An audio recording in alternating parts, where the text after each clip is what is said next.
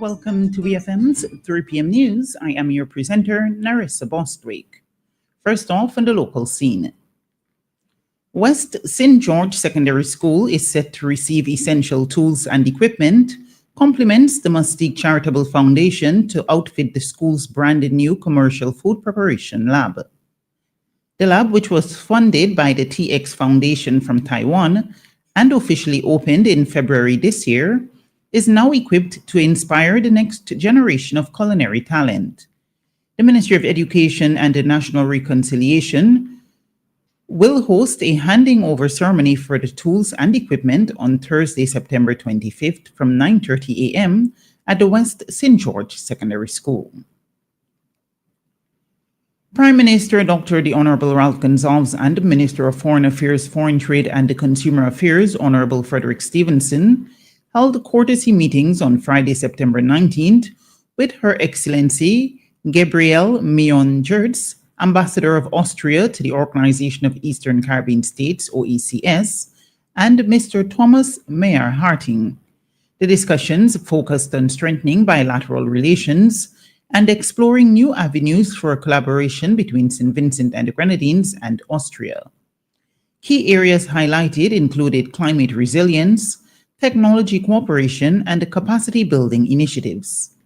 These engagements reaffirmed the government's commitment to advancing international partnerships that promote sustainable development and mutual growth.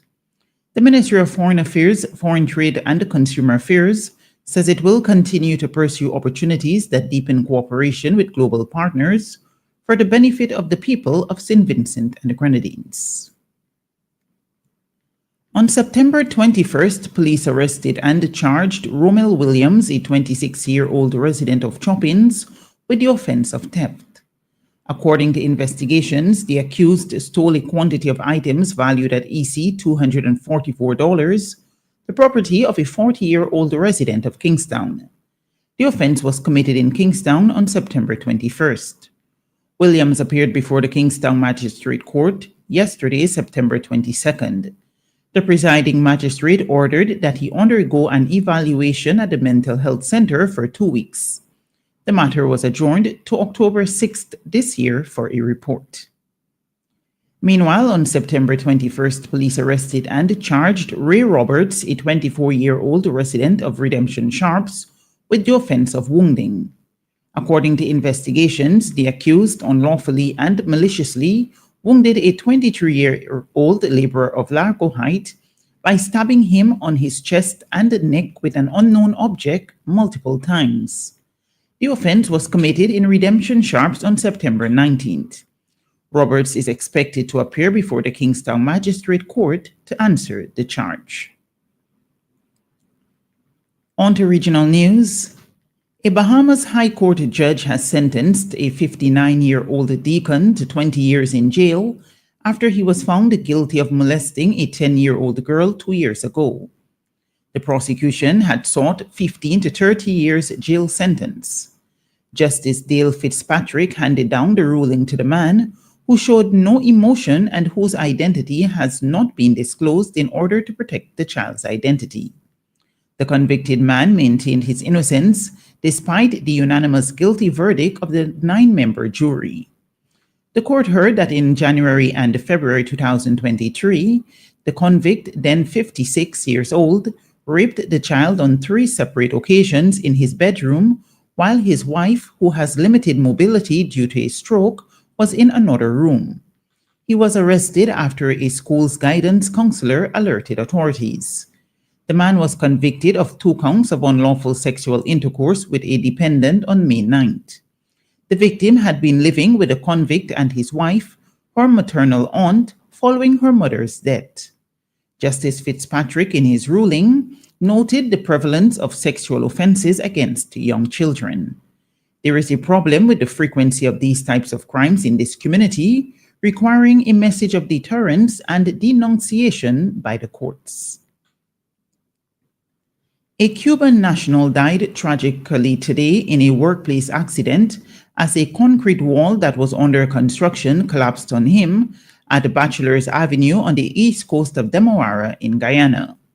The dead man has been identified as Derobis Martinez, who was among 4 persons working at the site when disaster struck. He was pronounced dead at the scene and is suspected to have died from multiple injuries. Guyana news source understands that the property under construction was rented to Chinese nationals. However, it was owned by a Guyanese living abroad. Minister of Labour Keoma Griffith visited the scene of the tragedy and told reporters that the Labour Ministry will be launching an investigation into the deadly incident. He said the Labour Ministry is awaiting additional information from the police, even as it conducts its own investigation. Mr. Griffith also announced that the Labour Ministry will be ramping up inspections to ensure that workplaces adhere to the labour laws of the country. In news on the international scene, neither the painkiller Tylenol nor vaccines have been shown to cause autism, the World Health Organization, WHO, said today, following comments from the United States President and his administration to the contrary. President Donald Trump insisted on Monday that pregnant women should tough it out and avoid Tylenol due to an unproven link to autism, and also urged major changes to the standard vaccines administered to babies. Medical groups have long cited acetaminophen or paracetamol, the primary ingredient in Tylenol, as among the safest painkillers to take during pregnancy. WHO spokesman Tariq Jasarevic acknowledged that there have been some observational studies that have suggested a possible association between prenatal exposure to paracetamol and autism. But he told reporters in Geneva the evidence remains inconsistent. He pointed out that a number of studies conducted since the observational studies had found no such relationship. And finally, on the news at this hour, an Afghan boy traveled from Kabul in Afghanistan to Delhi, India by hiding in the landing gear compartment of a plane, Indian authorities have said. The boy, who authorities estimated was about 13 years old, was found wandering around the tarmac near the plane, where the plane had been parked shortly after it had landed on Sunday morning, according to a statement from India's Central Industrial Security Force. When they questioned him, authorities found he was from Kunduz in northern Afghanistan and that he had traveled by hiding in the rear central landing gear of a CAM Airlines aircraft, the statement added. According to CNN News, they also found a small red audio speaker in the area the boy was hiding. He was repatriated back to Afghanistan later that day. There have been recent incidents of stowaways hiding in flights to the US or Europe, often escaping their home countries, but very few of them make it out alive. This has been WeFM's 3 p.m. News. I have been your presenter, Narissa Bostwick, saying thank you for listening. Our next newscast will be presented at 5:30 p.m. Be sure to join us then.